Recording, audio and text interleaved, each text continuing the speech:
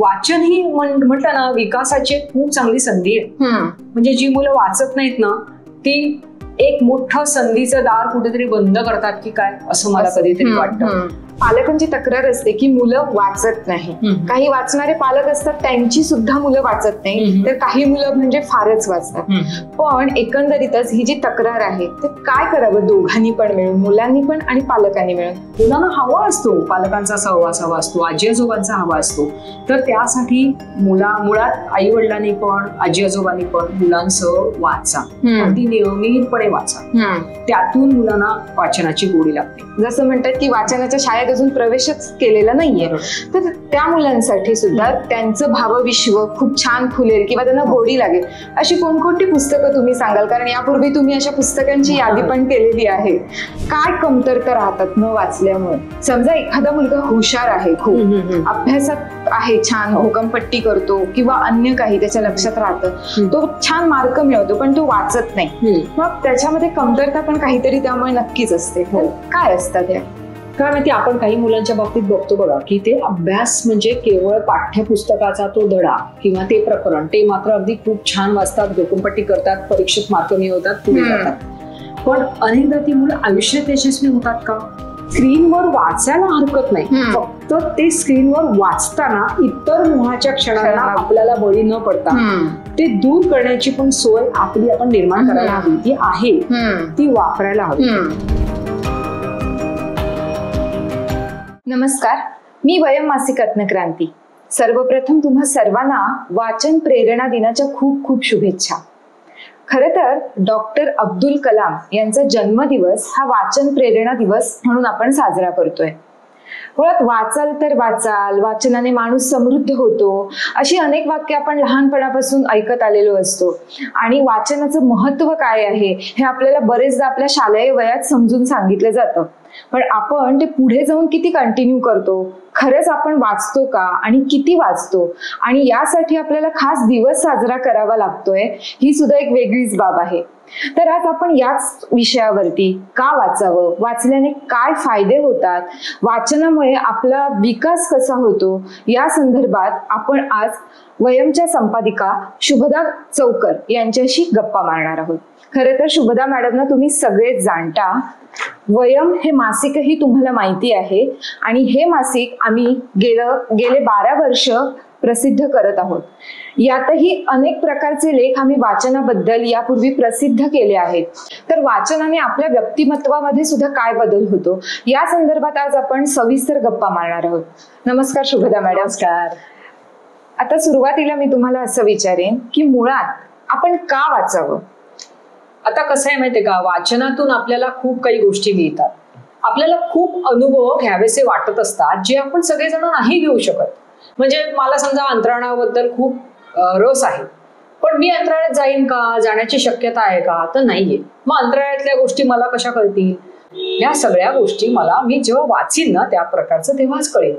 किंवा एखाद्या मुलाला जंगलात खूप रस असतो, पण अनेक जण शहरात राहतात, त्यांना सारखं सारखं उठून जंगलात जाता येत नाही. मग जंगलातले अनुभव कसे बरं मिळणार? मग किरण पुरंदर यांचं लेखन वाचा, सलीम मुल्ला यांचं लेखन वाचा, की जी मंडळी खूप वारंवार जंगलात वेळ घालवत असतात, त्यांची निरीक्षण आहे, त्यांचा अभ्यास आहे, ते आपल्या समोर मांडत असतात. तेव्हा आपल्याला या जंगलातल्या गोष्टी सुद्धा कळायला लागतात. तर असं आपल्याला खूप सारे अनुभव जे घ्यावेसे वाटतात ना, ते सगळे प्रत्यक्ष घेण्याच्या शक्यता नसतात, ते आपल्याला वाचनातून मिळतात. ही पहिली गोष्ट. दुसरी गोष्ट अशी आहे ना की अनेक भावभावना, सगळ्या भावभावना आपण स्वतः अनुभवू शकतो का? तर नाही. म्हणजे असं म्हणतात ना की आपण जेव्हा लहान असतो तेव्हा आपलं विश्व कितीच असतं, तर आपण, आपले आई वडील, आपलं कुटुंब, आपलं नातेवाईक, आपले मित्रमैत्रिणी, आपले शाळेतले अनुभव, या सगळे अनुभव मध्ये आपण जेव्हा असतो, हे सगळे अनुभव जेव्हा आपण घेत असतो, तेव्हा धूर्त माणसं येतील का आपल्या संपर्कात? फारशी नाही येणार. पण आपण नीतिकथा वाचतो किंवा इसाप नीती वाचतो, हितोपदेश वाचतो, तेव्हा आपल्याला वेगवेगळ्या प्रकारच्या वृत्ती, वेगवेगळ्या प्रकारच्या सगळ्या घटना, आणि मग त्याच्यात ती व्यक्तिमत्व, म्हणजे अगदी प्राण्यांना सुद्धा दिलेली व्यक्तिमत्व असतील किंवा माणसांना दिलेली असतील, ती कशी बरं वागतात, बिरबल चतुर का, त्यांनी चातुर्याने कशा अनेक समस्या सोडवल्या, असे अनेक जीवनाला आवश्यक धडे ते सुद्धा आपल्याला कळत न कळत या वाचनातून मिळत जातात. जे आपण प्रत्यक्ष अनुभव घेऊन नाही ना मिळवू शकत. त्यामुळे आपला पैस वाढतो. आपल्या एकंदरच सगळ्या जगण्याच्या ज्या कक्षा असतात ना त्या वाचनामुळे खूप रुंदावतात. विचार करायला लागतो आपण वाचनातून. आपल्या वयमचं पण ब्रीदवाक्य मुद्दापून तेच आहे, वाचनातून विचार, विचारातून विकास. कारण माहिती खूप मिळेल. आता माहिती आपल्याला एका क्लिकवर AI मधून किंवा गुगल मधून मिळते, पण प्रत्येक गोष्टीवर विचार कसा करायचा हे आपल्याला दुसरं कोणीही शिकवत नाही. ते आपल्यालाच शिकायला लागतं. आणि मग विचार कसे येतात आपल्या मनामध्ये किंवा जेव्हा आपण वाचतो कुठल्याही विषयावरचं जेव्हा वाचतो आपल्या मनात पण काहीतरी चक्र सुरू होतं. त्याच्याबद्दल आपण काहीतरी विचार करतो, त्या भावनांमध्ये आपण गुंततो. आपण त्या हिरोच्या जागी, एखादी कथा कादंबरी असेल त्या हिरोच्या जागी आपण स्वतःला कसे असू तर काय करू अशी आपण कल्पना करतो. त्याच्यामुळे मी काय बरं केलं असतं या सिच्युएशन मध्ये असं सुद्धा आपण त्या हिरोच्या जागी स्वतःला कल्पून कुठेतरी विचार करतो. तर असे अनेक प्रकारचे विचार ना आपल्या मनामध्ये वाचनातून घोळायला लागतात आणि त्यातून आपली विचारशक्ती सुद्धा वाढायला लागते. कल्पनाशक्ती वाढते. कारण एखाद्या कथेचा शेवट समजा त्या लेखकाने असा केलेला आहे किंवा त्या कवितेमध्ये अशा कल्पना केलेल्या आहेत, पण आपलं मन आपल्याला वेगळ्या कल्पना, वेगळा शेवट, वेगळं काहीतरी सुचवतच असतं. कारण ते आपल्या अनुभवातून आपल्या सिच्युएशनला साजेसं असं आपण कुठेतरी कल्पना करत राहतो. म्हणजे त्यातनं आपली कल्पनाशक्ती सुद्धा वाढत जाते. संयम वाढतो आपला, की आपण जेव्हा सलग एखादी गोष्ट वाचतो. आता आपण सगळेच जण ऐकतो की आजच्या मुलांचा अटेन्शन स्पॅन कमी झालाय. मुलांना सुद्धा हे कुठेतरी जाणवतं की अरे आपण एकच गोष्ट जास्त वेळ नाही करू शकत. आपलं लगेच लक्ष विचलित होतं. पण जर सलग वाचनाची सवय लावू की मी एखादी गोष्ट सलग वाचते, एखादी कादंबरी सलग वाचते, एखादं पुस्तक मी वाचून संपवते, अशातनं ना कुठेतरी आपला संयम पण वाढतो, आपला अटेन्शन स्पॅन वाढतो आणि एक शहाणपण येतं या सगळ्यातून की कुठल्या परिस्थितीमध्ये मी कसं वागलं पाहिजे याचे धडे पण आपोआप वाचनातून मिळतात. तर त्याच्यामुळे असे भरपूर फायदे आहेत वाचनाचे की जे वाचन ही म्हटलं ना विकासाची खूप चांगली संधी आहे. म्हणजे जी मुलं वाचत नाहीत ना ती एक मोठं संधीचं दार कुठेतरी बंद करतात की काय असं मला कधीतरी वाटतं. कारण शेवटी आपल्याला या जगामध्ये ज्या क्षेत्रात आपण जाऊ त्या क्षेत्रात चांगलं परफॉर्म करावं असं वाटतंय, आपल्याला चांगलं आयुष्य जगावं असं वाटतंय. तर त्यासाठी विकसित व्हायला पाहिजे. त्याच्यासाठी विचार, बुद्धी, कल्पनाशक्ती या सगळ्या आपल्यामध्ये विकसित झाल्या पाहिजेत. तर त्यासाठी वाचन हे खूप चांगलं माध्यम आहे. आणि वाचन प्रेरणा दिनाच्या निमित्ताने मला असं वाटतं की जी मुलं वाचतायत ती तर अधिक वाचतीलच, पण ज्या मुलांनी वाचन अजूनपर्यंत सुरू केलेलं नाहीये किंवा ज्या पालकांना असं वाटतंय की आपल्या मुलामध्ये वाचन अजून जोडी लावण्याची गरज आहे, तर हा खूप चांगला मुहूर्त आहे. आणि सुरुवात करावी का कुठल्याही क्षणी कुठल्याही वेळी तुम्ही वाचायला सुरुवात करू शकता. असं नाहीये की मी आतापर्यंत वाचलं नाही मग आता वाचू शकेन का, असं अजिबात नाही. तुमच्या इंटरेस्टचे विषय आधी घ्या, ज्याच्यात तुम्हाला खरंच रुची आहे त्याच्यापासून वाचायला सुरुवात करा आणि कुठल्याही क्षणी तुम्ही वाचनाच्या प्रांगणात प्रवेश करू शकता. त्याला एक ठराविक वय वगैरे आहे असं मला नाही. नक्कीच बरोबर. आता आपण हे भावभावना किंवा एकंदरीतच आपली बुद्धिमत्ता कशी विकसित होते वगैरे या संदर्भात एकंदरीत आता आपण तुम्ही सांगितलं, पण मुळात वाचल्याने आपल्या मनात सुद्धा बदल होत असतात तसं, आणि बुद्धीत म्हणजे मेंदूमध्ये सुद्धा बदल होत असतात. आपल्या काय प्रकारचे हे बदल असतात, म्हणजे कसे होतात बदल? म्हणजे कसं असतं माहितीये का, जेव्हा आपण वाचतो की नाही तर तेव्हा त्या वाचनाच्या साहित्यामध्ये जे काही आहे तिथे आपण स्वतःला कुठेतरी ठेवतो. म्हणजे आपण तिथे आहोत जणू काही अशी आपण कल्पना करतो. त्यातलं एक पात्र असतो आपण. म्हणजे त्याच्यात होतं कसं, तर जेव्हा आपण वाचतो ना तेव्हा आपण त्या वातावरणामध्ये कुठेतरी रमतो आणि आपल्या मेंदूतले जे न्यूरॉन्स असतात किंवा मेंदूतल्या ज्या पेशी असतात ना तर त्या हे सगळं कुठेतरी पिकअप करत असतात. आणि त्याला म्हणतात मिरर न्यूरॉन्स. हे मिरर न्यूरॉन्स असतात आपल्या मेंदूमध्ये आणि ते मिरर न्यूरॉन्स हे जेव्हा सगळं पिकअप करतात ना तेव्हा त्यानंतर कुठेतरी ते मिरर न्यूरॉन आपल्याला ते अनुभव जणू काही आपण जगतोय की काय अशी भावना आपल्या मनामध्ये निर्माण करतात. आणि त्यामुळेच तर म्हटलं जातं ना की वाचनाने माणसाचा पैस वाढतो. म्हणजे काय होतं तर आपण वेगवेगळ्या सिच्युएशन मध्ये स्वतःला कुठेतरी उभं करतो, स्वतः कल्पना करतो स्वतःची तिथे असण्याची, आणि त्यातून आपल्याला वेगवेगळे अनुभव, वेगवेगळ्या भावभावना, या त्यांच्या भावना आपल्या होतात. जे त्या साहित्यामध्ये असतात ना, त्या भावना पण आपल्या होतात काही काळ का होईना, किंवा ती सिच्युएशन काही काळ आपली होती. आणि असं करत करत आपला मेंदू अधिकाधिक तल्लख, किंवा अधिकाधिक त्या मेंदूला खाद्य मिळतं, किंवा अधिकाधिक आपला मेंदू वेगवेगळ्या परिस्थितीला, वेगवेगळ्या घटनांना, वेगवेगळ्या भावभावनांना तोंड द्यायला सज्ज होतो. म्हणजे असं काहीतरी आपल्या बरोबर घडलं, तर त्यावेळी मी हे वाचलं होतं, तर तिथे काय केलं होतं, तर मी सुद्धा त्यातलं काहीतरी ऍप्लिकेबल करू शकतो माझ्यासाठी. हा बदल आपल्यामध्ये वाचनामुळे घडतो. बरं, पालकांची नेहमीच तक्रार असते, मग अशी तुम्ही म्हटलं की वाचनाची गोडी लावण्यासाठी हा चांगला मुहूर्त आहे, तर पालकांची तक्रार असते की मुलं वाचत नाही. काही वाचणारे पालक असतात, त्यांची सुद्धा मुलं वाचत नाही, तर काही मुलं म्हणजे फारच वाचतात.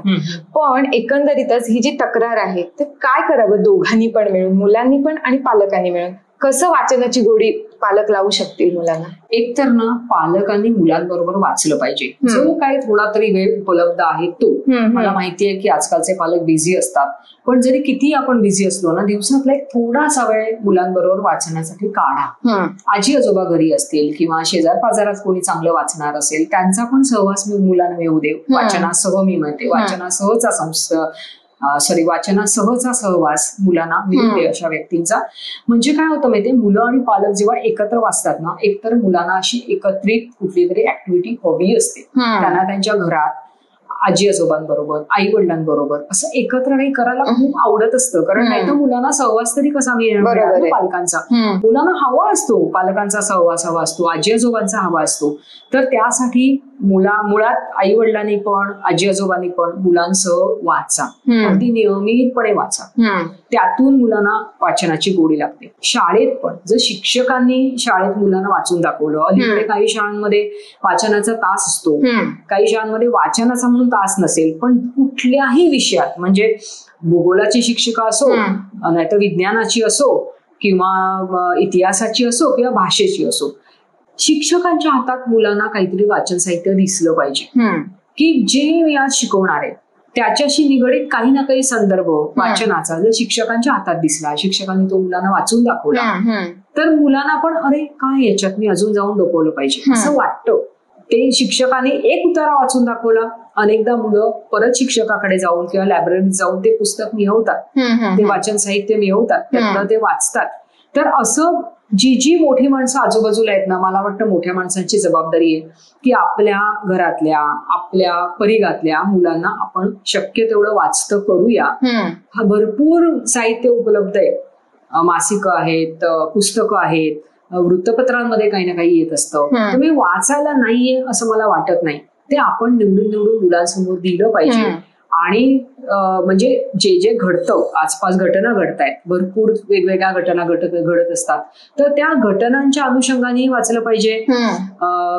मुलांना त्या मुलाला ज्याच्यात रुची आहे तर त्याची ती रुची वाढायला लागेल असा आशय असलेली पुस्तकं, असं आशय असलेलं साहित्य आपण त्यांच्यासमोर दिलं पाहिजे. आणि काही नुसतं गंमत म्हणून सुद्धा कितीतरी गमतीदार कविता असतात, गोष्टी असतात, कादंबऱ्या असतात, त्या जर मुलांबरोबर वाचल्या ना तर मुलांना गोडी नक्की निर्माण होते. कारण कसं आहे माहितीये, नुसतंच टीव्हीवरचा किंवा मोबाईलवरचा स्क्रीन बघणं ही किती झालं तरी पॅसिव्ह टाइमपास आहे, पण वाचन हा ऍक्टिव्ह टाइमपास आहे. त्याच्यात स्वतःला मुलाला काहीतरी करता येतं, संवाद पण साधला. संवाद. आणि आता असंही म्हटलं जातं ना की पालक आणि मुलांचा संवाद कमी झालाय, पालक आणि शिक्षकांचा संवाद कमी झालाय. माझ्या मते ही संवादाची दरी वेधण्यासाठी सुद्धा वाचनासारखं दुसरं माध्यम. कारण कसं होतं माहितीये, जर पालकांकडे मुलांशी बोलायला विषयच नसतील तर पालक काय करतात, ऑफिसमधून कामावरून आल्यानंतर मुलांना विचारणार काय नाही झालं शाळेत, काय केलंस तू, इथे काय केलंस, तिथे काय झालंस, म्हणजे चौकशीचा वडीमार किंवा प्रश्नांचा वडीमार. अनेकदा मुलांना असे सारखे पालकांनी प्रश्न विचारलेले नको असतात, त्यांच्या भाषेत अप्पू नकोस असं ते मुलं म्हणतात, बरोबर. पण मग काय अपेक्षा असते या पाल्यांची, तर पाल्यांना असं वाटत असतं की आई वडिलांनी त्यांच्यातलं काहीतरी आमच्याशी शेअर करावं, आमच्यातलं काहीतरी ऐकून घ्यावं. मग जर पालक पण वाचते असतील किंवा अगदी स्क्रीनवर सुद्धा चांगले पॉडकास्ट, चांगलं काहीतरी बघत असतील आणि त्यांना जे आवडलंय, वाचनातलं जे आवडलंय किंवा चांगल्या पॉडकास्ट मधला एखादा विचार किंवा एखादी कल्पना किंवा एखादा अनुभव आवडलाय, ते जर मुलांशी शेअर करायला लागले ना, तर मग मुलं पण ते पालकांशी त्यांच्या अनुभवातलं काहीतरी शेअर करू शकतात. किंवा वाचता वाचता तर किती शक्यता असतात. म्हणजे वाचनात कुठेतरी येतं की त्या लेखक लेखिकेचे लहानपणी अमुक मग माझ्या लहानपणी यातलं असं काही होतं का, हा अनुभव आजी आजोबा किंवा आई वडील मुलांना सांगू शकतात. मग तुला काय वाटतं रे, तू लहान आहेस, तुझ्या अनुभवात हे काही आहे का, असं कितीतरी. म्हणजे वाचता तर मी तर म्हणते पालक आणि मुलं किंवा आजी आजोबा आणि मुलं जेव्हा वाचायला बसतात ना, तेव्हा माझा तरी स्वतःचा अनुभव असा आहे की माझ्या आजूबाजूच्या वाचत्या प्रौढांचा अनुभव असा आहे की ते वाचन थपकत म्हणजे एखादी गाडी जशी बरेच स्थानक पुढे पुढे जात असते ना, तसं होतं. सुपरफास्ट लोकल सारखे आपण वाचत नाही, कारण साहजिकच आपण थांबतो, मग त्याच्याबद्दल आपलं मत सांगतो, आपला एखादा अनुभव सांगतो, गप्पा गोष्टी होतात, अशा त्या गप्पा गोष्टी रंगत जातात. त्याच्यामुळे संवादाची दरी पण जर आधीच्या पालक पिढीमधल्या किंवा ज्येष्ठ पालक पिढीमधल्या जी मुलांशी जर का भेदायची असेल ना, तर त्याच्यासाठी वाचनासारखं माध्यम नाही. एक तुम्हाला गंमत सांगते की आपल्या वयम मध्ये मधल्या पानावर जे हाईड अँड सीक येतं ना, एक सोडवायचं कोडं, तर ते हाईड अँड सीक आपल्याला कसं लाभलं त्याची पण ही गोष्ट आहे ना, जी वाचनापासून सुरू होते. म्हणजे जुईली माईमकर आणि वैष्णवी माईमकर नावाच्या माईमकर 2 सिस्टर्स, त्या गेले अनेक वर्ष आपल्याकडे हे हाईड अँड सीक कोडं आपल्यासाठी देत आहेत. आता हे घडलं कसं, तर या दोघींची आजी ती एकदा वयमच्या कार्यालयात आली. आणि का आली, तर मेंबरशिप रिन्यू करण्यासाठी. सभासदत्व त्यांचं संपलं होतं, त्यांनी फी भरून ते रिन्यू केलं. रिन्यू करता करता आम्ही त्या आजींची सहज गप्पा मारल्या की तुम्ही हे रिन्यू करताय ते कोणासाठी करताय, तुम्ही स्वतः वाचता का कोण वाचतो तुमच्याकडे. तर ते म्हणाले माझ्या 2 नाती आहेत, त्यांना मी कायम वयम देते माझ्यातर्फे, आणि ते त्यांच्या पत्त्यावर तुमचं वयम पोचतं, त्या दोघी खूप आवडीने वाचतात. म्हटलं अरे वा. मग त्यांनी बोलता बोलता त्यांच्या त्या नातीचं नाव सांगितलं, जुईली माईमकर. हे नाव ना कुठेतरी मला स्ट्राईक झालं की हे माझ्या ओळखीचं नाव आहे.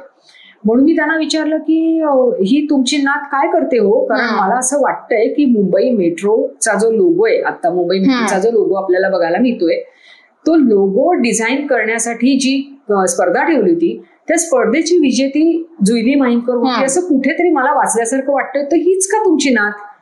त्या एकदम खुश झाल्या. त्या म्हणाल्या हो, मी तुम्हाला पुढे सांगणारच होते की माझी नात आर्टिस्ट आहे, ती जे स्कूल ऑफ आर्टला शिकतीये आणि ती वयम वाचतच मोठी झालेली आहे, तर तिला वयमसाठी काहीतरी करायला आवडेल, तुम्ही तिला काहीतरी काम द्या बघू, मुलांना आवडेल असं छानसं एखादं डिझायनिंगचं काम द्या तिला. मग मी त्या आजीला म्हटलं द्या मला नंबर, मी बोलते तिच्याशी. आणि माझ्या मनामध्ये ही हाईड अँड सीकची कल्पना कुठेतरी होती, पण ती साकारणारा चित्रकार पटकन समोर नव्हता, कारण त्याला खूप वेळ लागतो, पेशन्स लागतो आणि कल्पकता लागते. दर महिन्याला ते असं कोडं रचणं ही सोपी गोष्ट नाहीये, आणि त्याचं डिझायनिंग हे सुद्धा सोपं नाहीये. तर खूप बारीक बारीक ऑब्जेक्ट असतात त्याच्यात, तर ते सगळं काढणं. आणि मी या जुईली माईमकरशी बोलले आणि ती लगेच हो म्हणाली, भेटायला आली, आमच्या छान गप्पा झाल्या. आणि तेव्हापासून आजपर्यंत गेली अनेक वर्ष, 7-8 वर्ष झाली की आपल्याकडे दर महिन्याला ती करते. पाठोपाठ तिची बहीण आर्ट स्कूलला गेली, मग ती पण या सगळ्यामध्ये काम करायला लागली. म्हणजे कारवा बनता गया. कशामुळे झालं, एक केवळ ती आजी आपल्या नातीला वाचून दाखवते, वाचनासाठी प्रयत्न करते, आणि ते आमच्यापर्यंत आलं आणि त्यातून हे सुरू झालं. तर असं कितीतरी आजी आजोबा आज आपल्याला भेटून सांगतात ना क्रांती, की आम्ही मुलांना, आमच्या नातवंडांना वयम वाचून दाखवतो. आणि काही आजी आजोबांनी तर आपल्याला असं देखील सांगितलेलं आहे की आम्हाला प्रश्न पडायचा आमच्या नातवंडांची आम्ही काय गप्पा मारू. बरोबर, का नातवंड इंग्लिश शाळेत जातात, हायफाय शाळेत जातात, आजी आजोबांना काही तेवढं इंग्लिश बोलायचा सराव असतोच नाही, किंवा ते जे विश्व आहे इंग्लिश शाळांचं ते आजी आजोबांसाठी खूप नवखं असतं. आणि मग आजी आजोबांना वाटतं की या आजच्या पिढीतल्या तरुणाईशी आम्ही बोलू तरी काय. आणि मग ते आजी आजोबा वाचून दाखवतात त्यांच्या नातवंडांना, आणि त्यातनं त्यांच्या ज्या गप्पा होतात त्यातनं अनेक आजी आजोबा आज आम्हाला सांगतात की आमच्यातली जनरेशन गॅप कमी करण्यासाठी आम्हाला वाचनाचा उपयोग होतो. हो, आणि आता रिसेंटली पण आपल्याकडे अशा अनेक प्रतिक्रिया आल्या होत्या, आणि एक मुलगी जी आता आपल्या व्याकरण तज्ञ त्यांना जाऊन भेटली, आणि यास्मिन शेखाना, आणि त्याचा अनुभव त्यांनी आपल्याकडे दिलेला आहे. म्हणजे ही सुद्धा एक वाचनामुळेच झालेला म्हणजे बदल. त्या मुलीने, ती छोटीशी मुलगी 7वीतली, आणि तिने यास्मिन शेख, व्याकरण तज्ञ, ज्यांनी वयाच्या 100ीत प्रवेश केलाय, या 100 वर्षाच्या आजींशी गप्पा तर मारल्याच तिने, आणि वर म्हणाली आता ही मी घेतलेली मुलाखत कोण छापणार, म्हणून तिने तिची मुलाखत आमच्याकडे पाठवली की बघा यास्मिन आजींची गप्पा मारल्यात मराठी व्याकरणाबद्दल त्याची मुरडीने.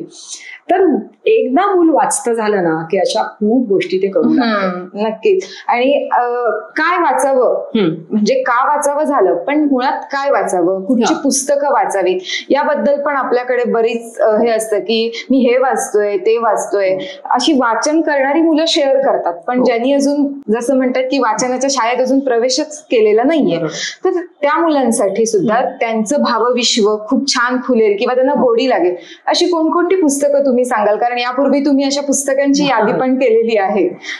एकतर काय माहितीये, जेव्हा मूल खूप लहान असतं, जितक्या लहानपणी मुलांना पुस्तकं आणि वाचन साहित्याशी आपल्याला ओळख करून देता येईल तितक्या लहानपणी द्यावं. म्हणजे असं म्हणूच नाही की अजून मुलांना अक्षर ओळख नाही मग मी का पुस्तकं देऊ. बरोबर. तर अगदी ते मूल बसायला लागलं, आईच्या मांडीत बसायला लागलं कीच त्या क्षणीच आपण मुलांना पुस्तकं द्यायला सुरुवात केली पाहिजे. भले त्यांनी सुरुवातीची काही पुस्तकं फाडली तरी चालतील. म्हणजे एखादं खेळणं कसं मूल वापरतं ना, तसं मुलाला ते पुस्तक किंवा मासिक किंवा वाचन साहित्य खेळणं वाटलं पाहिजे. अशा पद्धतीने आपण त्यांना खूप लहानपणी पुस्तकं द्यायला सुरुवात करावी. आणि अगदी नॅशनल बुक ट्रस्ट म्हणजे NBTची अशीही काही पुस्तकं आहेत की खूप स्वस्त आहेत, रंगीत आहेत आणि ती शब्दविरहित पण आहेत. एक शेपट्या नावाचं पुस्तक आहे की ज्याच्यात भरपूर शेपट्या दिल्यात वेगवेगळ्या प्राण्यांच्या, पक्ष्यांच्या, आणि मग त्या शेपट्या नुसत्या दाखवत आपण मुलांची कितीतरी गप्पा मारू शकतो की नाही. किंवा काही पुस्तकं अशी आहेत की ज्याच्यात एखाद दुसरा शब्द आणि वाक्य आहे, किंवा काही पुस्तकं हल्ली फील अँड टच वाली मिळतात, ते वेगवेगळ्या पद्धतीने स्पर्श करून आपण त्या पुस्तकातून अनुभव घेऊ शकतो. तर अशा पुस्तकांपासून लहान मूल असताना सुरुवात करावी पालकांनी आणि शिक्षकांनी. आणि मग जसं जसं मूल मोठं होत जाईल ना तसं वेगवेगळ्या प्रकारचं साहित्य त्यांना द्यावं, कारण कुठलं पुस्तक कुठल्या मुलाला आवडेल याची खरंच काही खात्री देता येत नाही. कारण प्रत्येकाची आवड निरनिराळी असते, प्रत्येक मूल वेगवेगळ्या विषयांमध्ये रमणारं असतं, बरोबर, त्याची म्हणून स्वतःची काही वृत्ती असते. म्हणजे काही मुलं अशी असतात की त्यांना साहसी गोष्टी पटकन वाचायला आवडत नाही, आणि काही मुलांना मात्र खूप आवडतात. तर त्याच्यामुळे देत राहावं, त्यातनं त्यांची आवड कळते सुद्धा किंवा आवड विस्तृत सुद्धा होते, असं दोन्ही होतं. मग जरा थोडी मुलं मोठी झाली की माधुरी पुरंदर यांची कितीतरी छान गोड पुस्तक आहे ज्योत्स्ना प्रकाशननी काढलेली, आणि त्या पुस्तकाचा एकंदर दर्जा पण छान आहे, निर्मिती मूल्य पण खूप छान आहेत. जरा मुलं मोठी झाली आणखीन की फेलुदा आहे सत्यजित रेंचं, किंवा तोतोचान आहे की ज्याच्यात ती जपानी शाळेतली मुलगी आणि तिचं ते अनुभव विश्व आहे सगळं, किंवा लंपन आहे प्रकाश नारायण संतांची ती सिरीज आहे 3-4 पुस्तकांची. अशी खूप पुस्तकं आहेत की जी हळूहळू मुलांचं भावविश्व विविध पद्धतीने विस्तृत करत नेऊ शकतात. आणि वेगवेगळ्या विज्ञान कथा आहे, जयंत नारळीकरांच्या विज्ञान कथांपासून डॉक्टर बाळा फुलकेंची का कसे म्हणून सिरीज आहे, ती तर प्रत्येक मुलाला नक्की आवडते आणि मोहात टाकते. कारण कुठल्याही गोष्टीचं का, बरोबर, कसं ही आजची मुलं विचारतात, आणि आपण पालक म्हणून सुद्धा त्या बाबतीत थिटे असतो ना. म्हणजे हे सगळं ज्ञान आपल्याकडे नसतं, पण जर का ती वाचून दाखवली तर कुठल्याही गोष्टीचं का, कसं, कुठे, कधी ही उत्तरं मुलांना मिळू शकतात. किंवा आपल्या वयममध्ये उज्ज्वला दळवीनी मध्ये एक सिरीज होती, शिंक काय ते, खोकला काय तो, जांभई काय ते, इंजेक्शन का द्यावं लागतं, गोळी कशी, नंतर आपण म्हणजे आपलं डोकं दुखत असतं किंवा काही वेळा पाय दुखत असतात आणि आपण घेतो मात्र एक छोटीशी गोळी आणि ती घेतो, बरोबर, पण मग त्या गोळीला कसं कळतं की मला डोक्यावर उपचार करायचा आहे का पायावर उपचार करायचा आहे किंवा का पोटावर उपचार करायचा आहे, हे कळतं कसं त्या गोळीला. याचं एक खूप छान विवेचन गोळीला कसं कळतं नावाच्या लेखामध्ये केलं होतं. असं किती कुतूहलजन्य प्रश्न ना मुलांच्या मनात खूप असतात, तर ते सोडवणाऱ्या पुस्तकांपर्यंत आपण मुलांना पोहोचवलं पाहिजे. मग अशी म्हटलं तसं जंगल आहे, अंतराळ आहे, पाण्याखालचं जग आहे. मध्ये आपल्याकडे फारुख काझीची एक कादंबरी प्रसिद्ध झाली होती आणि जी आता पुस्तक रूपाने सुद्धा झालेली, की याच्यात सगळ्या पाण्याखालच्या जगताबद्दलची मुलांना ते विश्व ओळखीचं होऊ शकतं. त्याच्यामुळे अशी चिक्कार पुस्तकं उपलब्ध आहेत. ती नक्की घ्यावीत. आणि तुमचं आवडतं हॅनाची सुटकेस म्हणजे तुम्ही नेहमी सगळ्यांना सजेस्ट करता. जरा 6वी-7वीच्या टप्प्यावर मुलं गेली ना, की हॅनाची सुटकेस वगैरे सारखी पुस्तके किंवा डायरी ऑफ ॲन फ्रँक सारखी, की ती पुस्तकं दुःखद आहेत, कुठेतरी चटका लावतात मनाला. पण ते पण वास्तव आहे ना. सगळंच गुढी गुढी मुलांनी वाचावं असं नाही. कितीतरी वेगवेगळ्या छटा असलेलं, वेगवेगळ्या भावभावना असलेलं, वेगवेगळ्या प्रकारची माहिती असलेलं, कल्पनाशक्ती दाखवणारी अशी सगळ्या प्रकारची पुस्तकं मुलांना आपण द्यावीत वाचायला, की ज्याच्यातून नंतर हळूहळू मुलं निवडू लागतात आपल्याला काय हवंय, ज्या प्रकारची त्यांना आवडतात त्या प्रकारची. ते जास्त चरित्र तर मुलांना जरूर द्यावी. कारण का माहितीये, मुलांना अनेकदा असं वाटतं की मला जरा काही मिळालं नाही की मुलं नर्वस होतात, किंवा जरा थोडासा अन्याय झाला तर त्यांना बापरे काय आभाळ कोसळलं असं वाटतं. पण ह्या चरित्रांमधून मुलांना वाचायला मिळतं की अशी कुठलीही व्यक्ती नसते की ज्याला काहीतरी आयुष्यात कुठेतरी अभाव जाणवला, कुठेतरी न्यूनत्व जाणवलं, कुठेतरी नर्वसनेस आला, नैराश्य आलं, अपमान झाला. असे कितीतरी घटना प्रसंग प्रत्येकाच्या आयुष्यात येत असतात आणि त्याच्यावर मात करत ही मंडळी मोठी होतात. तेव्हा त्यांची चरित्र लिहिली जातात आणि ती आपल्यासमोर येतात. बरोबर. पण अनेकदा अशी चरित्र जेव्हा मूल वाचतं तेव्हा त्याला कळतं की अरे ही अशी जगात कितीतरी माणसं आहेत की कितीतरी कठीण प्रसंगांना सामना देत देतच मोठी झालेली आहे. माझ्यावर कठीण प्रसंग आला तरी मी सामना करू शकलो पाहिजे, किंवा मी कशा पद्धतीने करू शकीन याच्या कल्पना पण मुलांना मिळतात. तर त्यामुळे ना मुलांना जगात वावरायला सज्ज होण्यासाठी सुद्धा हे वाचन त्यांना खूप मदत करतं. अगदी बरोबर. काय अनुभव असतो जेव्हा अशी वाचणारी मुलं तुम्हाला भेटतात आणि सांगतात की आम्ही पण हे वाचलंय किंवा हे मला आवडलंय वगैरे, कसा अनुभव असतो? एक तर वाचणारी मुलं जी असतात ना ती मुळात म्हणजे इंटरेस्टिंग असतात. म्हणजे त्यांच्या पर्सनॅलिटीमध्येच एक इंटरेस्टिंग फॅक्टर असतो. कारण त्यांना स्वतः जे जगतात ना त्याच्या पलीकडचं खूप काही माहिती झालेलं असतं ना. त्याच्यामुळे अर्थातच वेगवेगळ्या रुची असतात, वेगवेगळ्या कल्पना त्यांच्यामध्ये असतात. त्यामुळे ती एक चमक जाणवते. दुसरी गोष्ट, जी वाचणारी मुलं असतात ना त्यांना अनेकदा अभ्यासात तर त्याचा फायदा होतो हेही आपल्याला दिसतं, की ती मुलं अभ्यास चांगल्या पद्धतीने करतात. त्यांच्यामुळे अभ्यासाच्या सवयी पण स्वतःहून विकसित होतात. कारण मुळात वाचणं ते समजून घेणं आणि मग ते जे समजून घेतलं ते दुसऱ्याला सांगणं, ही जी साखळी आहे ना ही त्यांच्या मेंदूची चांगली तयार झालेली. इव्हन लिहिणं पण येतं जोडून. अर्थातच. म्हणजे अभिव्यक्ती, कुठल्याही प्रकारची अभिव्यक्ती बोलण्यातली असेल किंवा लिखाणातली असेल, तर ही जी साखळी त्यांच्या मनामध्ये चांगली निर्माण झाली ना एकदा, की ती मुलं कोणताही विषय आत्मसात पण छान करू शकतात. म्हणजे त्यांचं कॉम्प्रिहेन्शन ज्याला म्हणतो, एखादी गोष्ट समजून घेऊन ती अंमलात आणण्याची जी क्षमता असते ना ती वाचणाऱ्या मुलांची कुठेतरी वाढलेली आहे. असं जेव्हा वयमच्या विविध कार्यक्रमांमध्ये किंवा बहुरंगी उपक्रमांमध्ये आम्हाला वाचणारी मुलं भेटतात ना तेव्हा ती मुलं ही न वाचणाऱ्या मुलांपेक्षा अशा काही बाबतीमध्ये वेगळी ठरतात. दुसरं म्हणजे भाषा विकास. तुम्ही उद्या कोणत्याही क्षेत्रात जा पण भाषा चांगली येण्याला पर्यायच नसतो. कारण कुठली अभिव्यक्ती आणि कुठलाही विचार, म्हणजे विचार करायला पण एक भाषा लागते ना स्वतःला, की कोणत्या भाषेत मी विचार करणार. भले ती 1 असेल, 2 असेल, 3 असतील, ज्याच्या त्याच्या स्ट्रेंथनुसार, पण कुठली तरी एक तरी भाषा बळकट लागते की ज्या भाषेमध्ये मी पूर्णपणे विचार करू शकीन. तर त्याच्यामुळे विचार करायलाही भाषा लागते आणि अभिव्यक्तीसाठी पण भाषा लागते. तर जनरली वाचणाऱ्या मुलांची ही भाषा चांगली विकसित होते ज्या भाषेत ते वाचतात जास्त. मराठी असेल, इंग्लिश असेल, दोन्ही असेल, मराठी, इंग्लिश, संस्कृत, हिंदी. आजकाल आपल्याला आणखीन काही मुलं आणखीन एखादी भाषा शिकताना दिसतात आणि मग त्या भाषेतलं साहित्य सुद्धा ते मुलं वाचायला लागतात.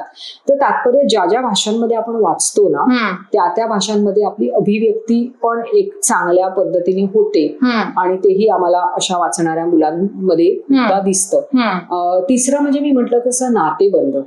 ही जी वाचणारी मुलं असतात ना त्यांचे अनेकदा इतर माणसांशी कसं वागायचं, इतर माणसांची नाती जोडायची, एकंदर परिस्थितीशी जुळवून घ्यायचं, या पण क्षमता ही सॉफ्ट स्किल्स पण त्या मुलांची विकसित होतात. तार्किक बुद्धी विकसित होते असं पण कुठेतरी जाणवतं. हे आता वाचनामुळे आपल्याला जे फायदे मुलांमध्ये दिसले किंवा बदल दिसले की न वाचणारी मुलं वाचणारी, पण कमतरता हा सुद्धा त्यातला एक महत्वाचा भाग आहे. म्हणजे आपण कौतुक करतो पण त्रुटी पण दाखवणं तितकंच गरजेचं असतं. काय कमतरता राहतात न वाचल्यामुळे? समजा एखादा मुलगा हुशार आहे, खूप अभ्यासात आहे छान, घोकंपट्टी करतो किंवा अन्य काही त्याच्या लक्षात राहतं, तो छान मार्क मिळवतो पण तो वाचत नाही, मग त्याच्यामध्ये कमतरता पण काहीतरी त्यामुळे नक्कीच असते. तर काय असतात त्या? काय माहिती, आपण काही मुलांच्या बाबतीत बघतो बघा की ते अभ्यास म्हणजे केवळ पाठ्यपुस्तकाचा तो धडा किंवा ते प्रकरण ते मात्र अगदी खूप छान वाचतात, घोकंपट्टी करतात, परीक्षेत मार्क मिळवतात, पुढे जातात. पण अनेकदा ती मुलं आयुष्यात यशस्वी होतात का? तर अनेकदा तसं नाही दिसत. का नाही तसं दिसत? तर कसं आहे माहितीये, आता तुम्हाला एक छोटंसं पुस्तक आहे, पाठ्यपुस्तक आहे, सिलेबस आहे, तेवढा तुम्ही करता आणि परीक्षेत मार्क मिळवतात. पण पुढच्या आयुष्यात असं नसतं. पुढे पुढे जसे तुम्ही उच्च शिक्षणाकडे जाल तसं एक सिलेबस नसतं, तर त्या विषयाची खूप मोठी व्याप्ती असते आणि त्या विषयाच्या त्या व्याप्तीच्या त्या अक्षरशः समुद्रात किंवा आकाशात आपल्याला सोडून दिलं जात असतं आणि आपण ते आत्मसात करत जातो. तर हे जे आहे ना, हे जे मोठं विश्व आहे ना कुठल्याही विषयाचं, त्याच्यात छान विहार करायचा. तर नुसतं मी एवढंसं पाठ्यपुस्तकातलं एवढंसं प्रकरण वाचलं आणि ते पाठ करून परीक्षेत उतरवलं आणि यश मिळवलं, अशी मुलं पुरेशी पडत नाही. दुसरं म्हणजे आपलं जीवन, आपलं जे जगणं आहे की नाही, ते जगणं पण आपल्याला अधिकाधिक आनंदी करत जायचंय. शेवटी आपण हे सगळं कशासाठी करतो? तर आपल्याला आनंदी जगायचंय म्हणून. आणि हा जो आनंदाचा निर्देशांक आहे ना, तो आपल्याला वाढवत न्यायला लागतो. असा आनंद पुढे विकत मिळत नाही ना, की तो घेतला आणि पुढे गेलो. नाही, आपला आनंद आपल्याला निर्माण करायचा, आपला आनंद आपल्याला वाढवत न्यायचाय. तर हा आनंद वाढवत असताना आपल्या वाचनातून आपल्याला कितीतरी चांगल्या गोष्टी तर मिळत असतातच, आपले दृष्टिकोन पण विकसित होत असतात, ज्याच्यामुळे आपण खूप चांगला माणूस होतो. जेव्हा आपण मेळघाटची मोर सारखं पुस्तक वाचतो तेव्हा आपल्याला कळतं की तिथली मंडळी कशी जगतायत, तिथली मुलं कशी शिकतायत, त्यांच्या शिकण्याच्या अडचणी काय, ती मुलं का शिकत नाहीयेत आपल्यासारखं. कारण त्यांच्या अनुभव विश्वाशी आपल्या पाठ्यपुस्तकातला अनुभव विश्व कुठेतरी जुळतच नाहीये की काय. मग जेव्हा त्यांच्याकडे आपण जातो तेव्हा त्यांच्याशी आपण कशा गप्पा मारल्या पाहिजेत की जेणेकरून ही कुठेतरी नाज होईल. कारण ते विश्व जरी अनुभवलेलं प्रत्यक्ष नसलं तरी अप्रत्यक्षरित्या आपण साहित्यातून वाचनातून कुठेतरी अनुभवलेलं असतं. त्याच्यामुळे असं वेगवेगळ्या ठिकाणी, म्हणून जी वाचणारी मुलं असतात ना, ती अशी वेगवेगळ्या परिस्थितीत वेगवेगळ्या ठिकाणी गेली, अगदी कोणत्याही परिस्थितीमध्ये गेली ना तरी पटकन त्या परिस्थितीशी जुळू शकतात. स्क्रीन टाइम हा पण एक प्रश्न सुरू आहे. पण काही मुलं खरंच स्क्रीनवरती वाचतात, काही नाही वाचत, काही पुस्तकं घेऊन वाचतात. याच्यामध्ये कुठेतरी वाचणं हे भरडलं जात आहे की मी स्क्रीनवर वाचतोय की ह्याच्यावर वाचतोय. तो म्हणजे तो स्क्रीनवर वाचत असतो मुलगा किंवा मुलगी ती, पण पालकांचं म्हणणं असतं की त्याचा स्क्रीन टाइम वाढलाय. मग काय योग्य वाटतं, स्क्रीनवर वाचणं योग्य की प्रत्यक्ष पुस्तकच घेऊन वाचलं पाहिजे? कसं आहे माहितीये, हे पण प्रत्येकाच्या सवयीवर आहे. म्हणजे आत्ताची जी लहान मुलं आहेत ना, तर त्यांना पुस्तकापेक्षा स्क्रीनवर वाचणं सोयीचं वाटू शकतं असं मला स्वतःलाही वाटतं. पण कसं आहे माहितीये का, स्क्रीनवर जेव्हा आपण वाचतो ना तेव्हा स्क्रीनवर वाचन म्हणजे वाचन सलग होत आहे ना, याच्याकडे मात्र लक्ष देण्याची गरज आहे. कारण काय होतं, एकाच स्मार्टफोनचा आपण अनेक गोष्टींसाठी वापर करत असताना जेव्हा आपण स्मार्टफोनवर वाचत असू किंवा टॅबवर वाचत असू तर त्याच वेळेला दुसरं काहीतरी पॉपअप येतंय, मग सोशल मीडियावरून काहीतरी कोणीतरी तुम्हाला कनेक्ट करायचा प्रयत्न करतंय, असे मोहाचे क्षण प्रचंड येतात. आणि मग ते काय होतं, ते वाचन अर्धवट राहतं तिकडे आणि आपण भरकटतो. मग मध्ये सोशल मीडिया, मध्येच कुठला तरी व्हिडिओ बघितला. म्हणजे सलग वाचनाचा जो आनंद आहे किंवा सलग वाचनामुळे जे मी मगाशी म्हटलं ते चक्र आपल्या मेंदूमध्ये तयार होतं की नाही, ते व्हायला कुठेतरी खीळ बसते. त्यामुळे ज्यांना स्क्रीनवर वाचायचंय ना तेव्हा त्यांनी स्क्रीनवरचं बाकी सगळ्या गोष्टी बंद करून फक्त तेव्हा वाचन म्हणजे वाचन करावं किंवा किंडलवर वाचावं. म्हणजे त्यावेळेला बाकी सगळं बंद आणि फक्त मी किंडलवर वाचते. त्यांनी काय होतं माहितीये, सलग वाचन होतं. एक दुसरं म्हणजे मला स्वतःला किंडलचा आणखीन एक फायदा काय वाटतो माहितीये, की मराठीत वाचणारी मुलं आहेत आणि ती अचानक जेव्हा इंग्लिशमध्ये वाचायला जातात तेव्हा किंडलवर वाचताना तिथल्या तिथे आपल्याला शब्दार्थ कळतो. तर त्याचा एक खूप चांगला फायदा होतो. कारण नाहीतर मग एखादा शब्द अडला तर तेवढ्यासाठी आयदर डिक्शनरीचं पुस्तक हातात घ्या किंवा डिक्शनरीच्या ऍपमध्ये जाऊन ते बघा, त्यांनी परत भरकटणं होतं. पण किंडलला तिथल्या तिथे आपल्याला शब्दार्थ कळतो. तर किंडलवर वाचण्याचा तो एक फायदा आहे. किंडलवर बुकमार्क येतं, तर त्याचा पण एक तो फायदा आहे. तर त्यामुळे स्क्रीनवर वाचायला हरकत नाही, फक्त ते स्क्रीनवर वाचताना इतर मोहाच्या क्षणांना आपल्याला बळी न पडता ते दूर करण्याची पण सोय आपण निर्माण करायला हवी. ती आहे, ती वापरायला हवी. तर मग स्क्रीनवर वाचायला हरकत नाही. पण बरीचशी मुलं आजकाल स्क्रीनवर वाचता वाचता मध्येच इकडे तिकडे भरकटताना दिसतात. जेव्हा नेमके आई वडील लोक होतात ना त्यांच्या स्क्रीनमध्ये, तेव्हा काहीतरी वेगळंच उघडं दिसतं आणि आई बाबा तू कुठे वाचतोयस, तू वेगळं काहीतरी करतोयस. कारण त्या मोहाच्या क्षणाला ती मुलं तिथे बळी पडलेली असतात. बरोबर. वाचा कोणत्याही माध्यमात, वृत्तपत्र, मासिक, पुस्तकं किंवा स्क्रीन, कुठल्याही माध्यमातून ज्या माध्यमाशी तुम्हाला जास्त कम्फर्टेबल वाटतंय त्या माध्यमात तुम्ही वाचा, पण सलग वाचा. अगदी बरोबर.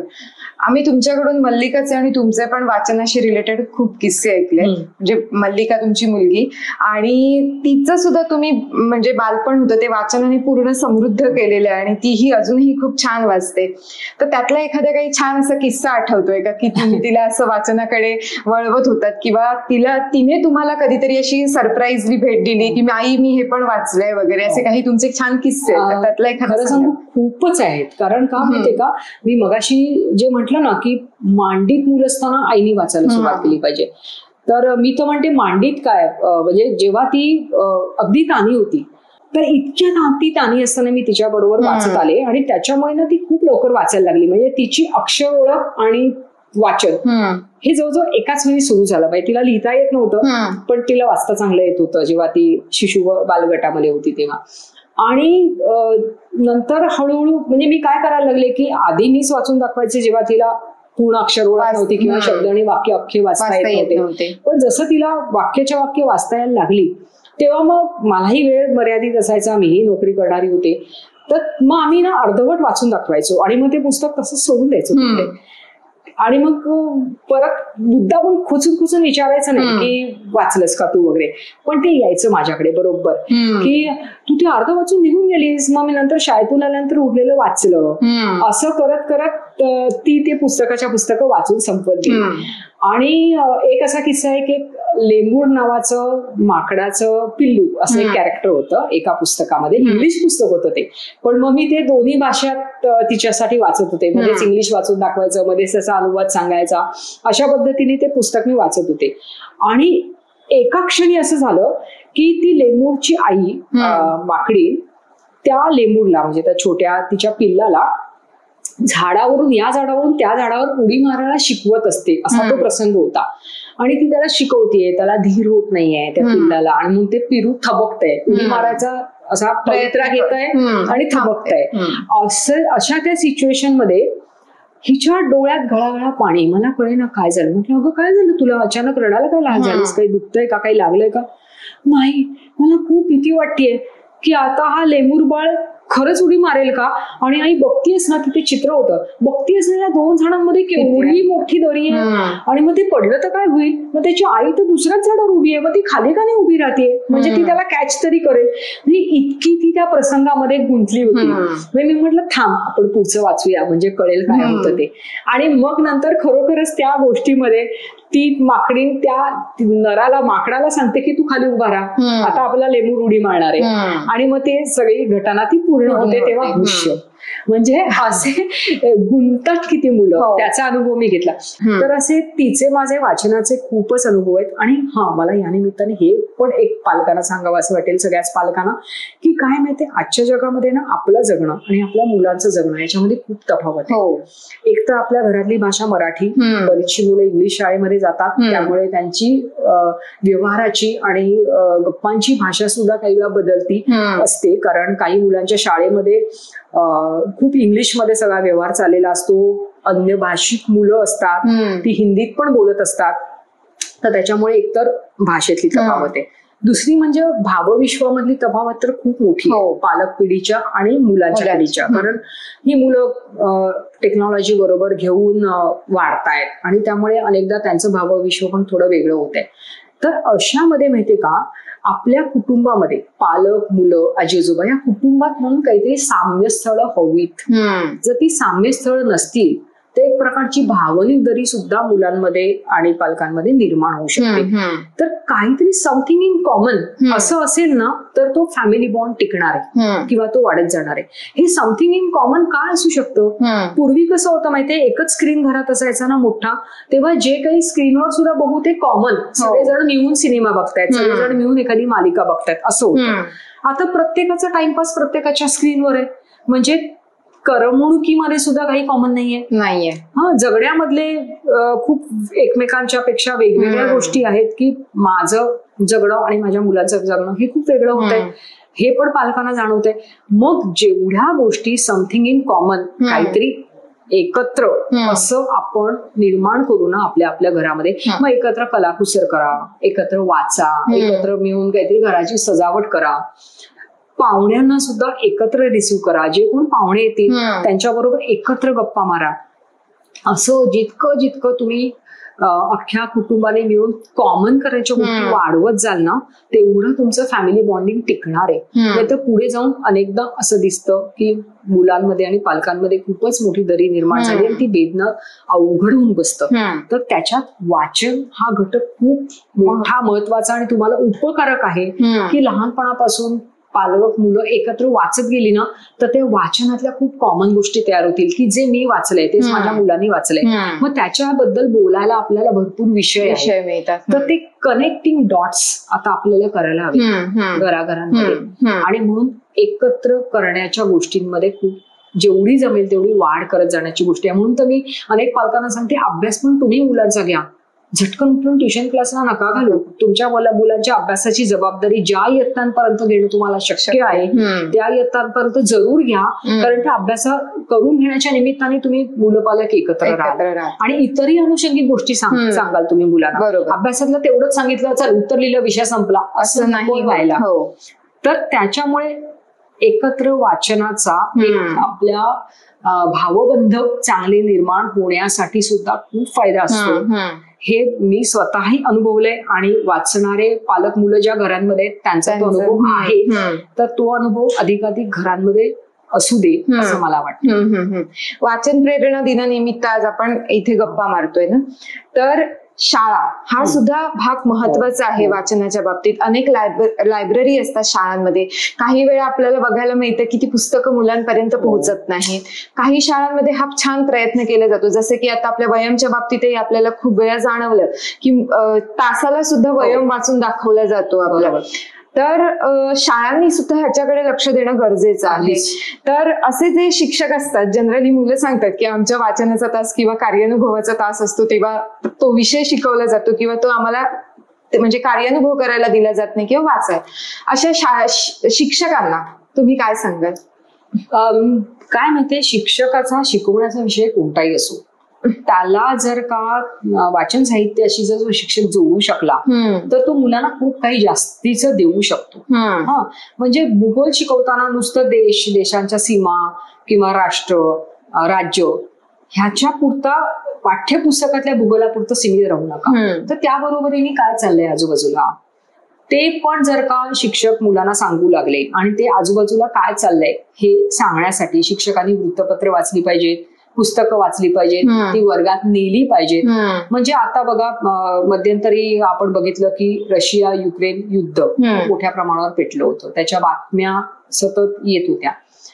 आता त्या ज्या बातम्या येतात त्याला अनुषंगाने जर तुम्ही वर्गात बोललात की का अशी युद्ध होतात, अशी युद्ध कराविषयी मुळात त्या देशाला का वाटतात, आपण वयमध्ये त्याच्याबद्दलची अख्खी मालिका घेतली की का एका देशाला दुसऱ्या देशावर आक्रमण करावं असं वाटतं. मुळात ती अशी युद्धखोरीची वृत्ती कुठून निर्माण होते, सत्ता अशी संपादन करावीशी का वाटू शकते, पासून ते अशा युद्धाच्या घटना जेव्हा ज्या देशामध्ये घडत असतात त्यावेळेला त्या देशातले बांधव, त्या देशातली मुलं स्वतःची आशा आणि उमेद कशी टिकवून ठेवतात आणि कशी टिकवून ठेवली पाहिजे, कारण त्यांना भविष्य आहे, ते भविष्य त्यांचं कोमेजून नको जायला.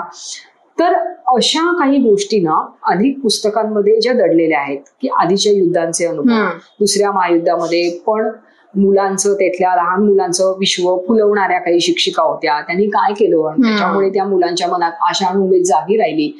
अशी सगळी पुस्तकं असतील, अशा काही घटना असतील, अशा पॉझिटिव्ह बातम्या असतील, त्या शिक्षकांनी तो भूगोल शिकवता जर मुलांना सांगितला ना तर मुलांचा एकंदर तो विषय तर त्यांना उपयुक्त वाटेलच, पण त्यांची त्या विषयाची व्याप्ती किती मोठी आहे हे पण त्यांना कळेल. विज्ञानाचा शिक्षक शिक्षिका आहे, तर मी म्हटलं तसं विज्ञानाच्या विषय शिकवताना तर अनेकदा शिक्षकांना का कसे अशा प्रश्नांना तोंड द्यावंच लागतं. त्याच्यासाठी अशा पुस्तकांची मदत होते. त्या क्षणी माहिती नसलं तरी शिक्षकांनी सरळ सांगावं की आता मला माहित नाहीये, पण आपण मिळून शोधूया. घेऊन जा मुलांना लायब्ररीमध्ये, शोधा तो संदर्भ, किंवा शिक्षिकेने स्वतः शोधावा आणि आणून दाखवावा मुलांना वर्गामध्ये. तर अशा पद्धतीने ना कोणत्याही विषयाला जर का शिक्षिकेने वाचनाची जोड दिली ना, वाचून दाखवलं मुलांना, किंवा मुलांना पूरक वाचनासाठी एखादा होमवर्क द्या की आज आपण हे शिकलो ना याचं तुम्हाला आणखीन काहीतरी छानसं अमुक पुस्तकामध्ये वाचायला. एखादी कविता समजा मुलांनी वाचली तर त्याच कवीची ती आवडली, समजा बालकवींची कविता आहे किंवा दासू वैद्यांची कविता आहे, अशी कोणतीही कविता मुलांना आवडली तर त्या कवितेच्या पुस्तकापर्यंत मुलांना पोचवा. त्याच कवीच्या अन्य कविता तुम्ही वाचा आणि त्यातल्या एखाद्या कवितेचं सादरीकरण वर्गात करा. अशा पद्धतीचं एखाद्या इतिहासातला सुद्धा धडा शिकताना की त्याच इतिहासासंदर्भातलं आणखीन काहीतरी एखादं पुस्तक ते मुलांना तुम्ही वाचायला सांगा. अशा पद्धतीने ना पूरक वाचनाकडे सुद्धा मुलांना वळवता आलं पाहिजे शिक्षकांना. कोणत्याही विषयाचा शिक्षक असो, फक्त भाषा शिक्षकांचं हे काम नाही, ते प्रत्येकच विषयाच्या शिक्षकांचं काम आहे की आपापल्या विषयाची व्याप्ती मुलांना जाणवून देण्यासाठी, त्या विषयातल्या अतिरिक्त काय काय माहिती मुलांना मिळण्यासाठी त्यांना वाचनाकडे वळवता आलं पाहिजे शिक्षकांना. आणि अशाने मग मुलांना आपण कुठेतरी त्यांची पावलं वाचनालयाकडे वळतात. ती मुलं आपल्या खाऊच्या पैशातून पुस्तकं घेऊ लागतात, किंवा वाचन हा आपल्या जगण्याचा एक अविभाज्य भाग आहे अशी जाणीव मुलांना झाली पाहिजे. म्हणजे वाचनासाठी फार वेगळा वेळ वगैरे असं ना ती सक्ती करायची वेळच येत नाही. मग तो एक जगण्याचा भाग होऊन जातो की मी जसं बाकीच्या गोष्टी करणार तसं मी वाचणार. हे शिक्षकांसाठी झालं. आता आपण इतके वर्ष वयम मुलांसाठी प्रसिद्ध करतो आहे. वयम पण याच प्रक्रियेतून आला की आपले प्रकाशक श्रीकांत बापट आहेत, यांना त्यांच्या बालवयात वाचायला मिळालं नाही आणि पुढे मग मी मुलांना काहीतरी असं छान वाचायला देईल, यातून आपलं पुढे वयम आलं. वयम सुद्धा साकारताना आपला हाच थॉट असतो की मुलांचं पूर्ण भावविश्व कसं समृद्ध होईल त्याकडे आपण लक्ष देतो. त्या अनुषंगाने आपण सगळं कथा म्हणा, कविता म्हणा, लेख म्हणा त्यातून हे करत असतो. तर मुळात आपण जेव्हा वयम कोणालाही सांगतो की तुम्ही हे घ्या वगैरे, तेव्हा आपल्याला बरेचदा असे पण अनुभव आलेले आहेत की पालक तिथून निघून जातात की हे नको वगैरे. आणि आपण अशी ही उदाहरणं त्यांना दिलेली आहेत की तुम्ही पिझ्झा जर इतका महागडा घेत असाल तर एखादं पुस्तक तुमच्या मुलांना द्या. वयमच असं नाही, पण आवडणारं पुस्तक. वाचन प्रेरणा दिनाच्या निमित्ताने एकंदरीत ह्या सगळ्या पार्श्वभूमीचा विचार करता की काही वेळा पालकांचा आडमुठेपणा, काही वेळा मुलाचा हट्टीपणा आणि एकंदरीतच कुठेतरी वाचनाची ओढ कमी होत चालली आहे असा होणारा सततचा आरोप. तर या सगळ्या गोष्टींच्या आधारे काय सल्ला, छोटासा सल्ला जो कायम सगळ्यांच्या मनात राहील असं तुम्ही काय द्याल? मी तर सगळ्या पालकांना नेहमी हेच सांगते की तुम्ही तुमच्या मुलाला समजा ते जेवत नसेल तर तुम्ही शांत बसाल का? नाही. तर तुम्ही काय कराल की वेगवेगळे पदार्थ वेगवेगळ्या पद्धतीने छान रंगांचे असतील, छान आकारांचे असतील, छान चवींचे आणि स्वादाचे असतील असे मुलांना देऊ पाहता की जेणेकरून ते मूल जेवेल. आणि आपलं मूल रोज त्यांनी विटॅमिन्स असतील, प्रोटीन असतील, कॅल्शियम असेल या सगळ्याचा विचार करून ते सगळं त्याच्या पोटात जाता येणं आणि ज्याला आपण षड्रस आहार म्हणतो तसं मुलाला देण्यासाठी प्रत्येक माता प्रयत्न करते. कुठलीही माता म्हणत नाही की माझं मूल जेवत नाही ना, नको जेवू दे, राहू दे तसाच, असं नाही होत. आपण मुलांनी जेवावं यासाठी खूप प्रयत्न करतो. तसंच त्यांना बौद्धिक खाऊ मिळावा यासाठी सुद्धा खूप प्रयत्न करा.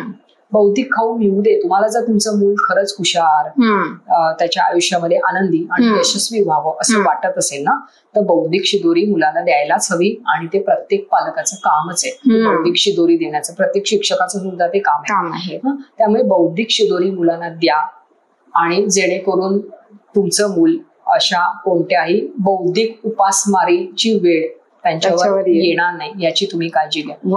वयम साकारताना पण आपण असा कायम विचार करतो. म्हणजे कसं आहे, आजकालच्या मुलांना काहीतरी अद्भुत विस्मयकारक हे पण हवं असतं. पण ही मुलं खूप प्रॅक्टिकल आहेत. ती दरवेळी भूत आणि परीच्या गोष्टी सगळ्या मुलांना आवडणार नाही. पण त्याच बरोबरीने अनेक गोष्टींमध्ये अद्भुत दडलेलंच असतं. म्हणजे अगदी बघा, आजच नोबेल विजेत्यांची बातमी पेपरमध्ये आली. तर त्या नोबेल विजेत्यांनी काय नेमकं केलंय, काय नक्की त्यांनी संशोधन केलंय, आणि त्यांचं संशोधन वाचून सुद्धा अनेकदा ते अद्भुत वाटतं, ते विस्मयकारक वाटतं. तर ते पण उलगडून दाखवावं मुलांना. आपण पुढच्या अंकामध्ये करणार आहोत ते पण, की या नोबेल संशोधकांनी लावलेल्या शोधामधलं काय विस्मयकारक आहे, काय नक्की त्याचं योगदान आहे, काय त्याचं मोल आहे, हे आपण मुलांना समजावून सांगणार आहोत.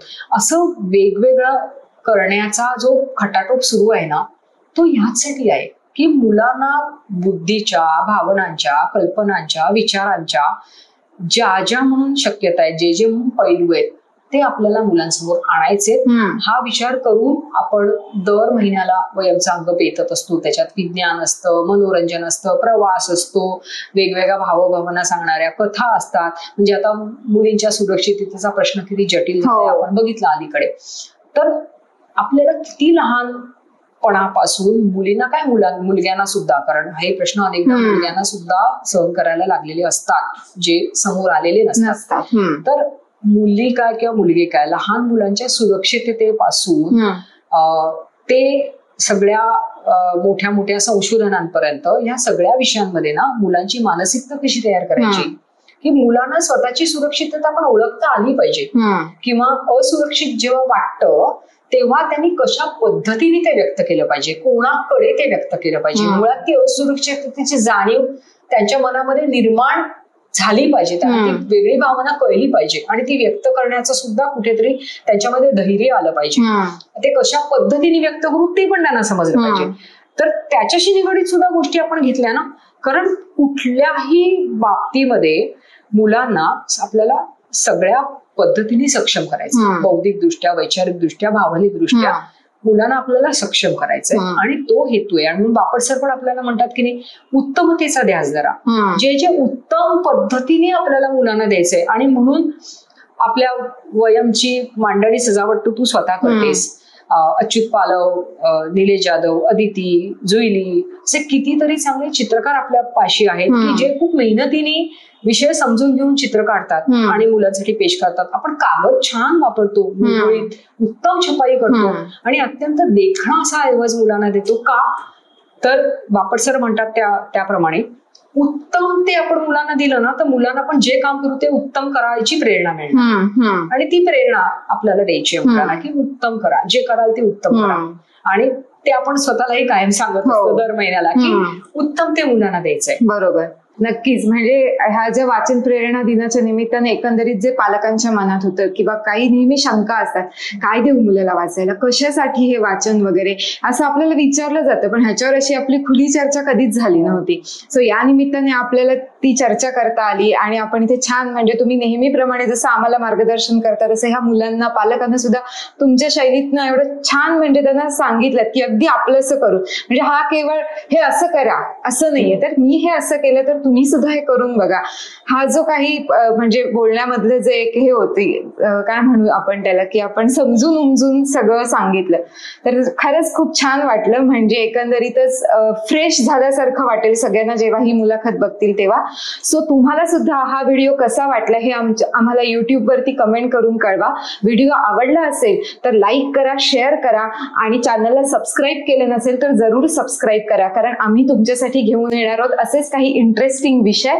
So thank you so much. आणि वयमचा दिवाळी अंक मात्र नक्की विकत घ्या. वाचन प्रेरणा दिनाच्या निमित्ताने तुम्हाला वयमकडून पुन्हा एकदा शुभेच्छा. Thank you so much.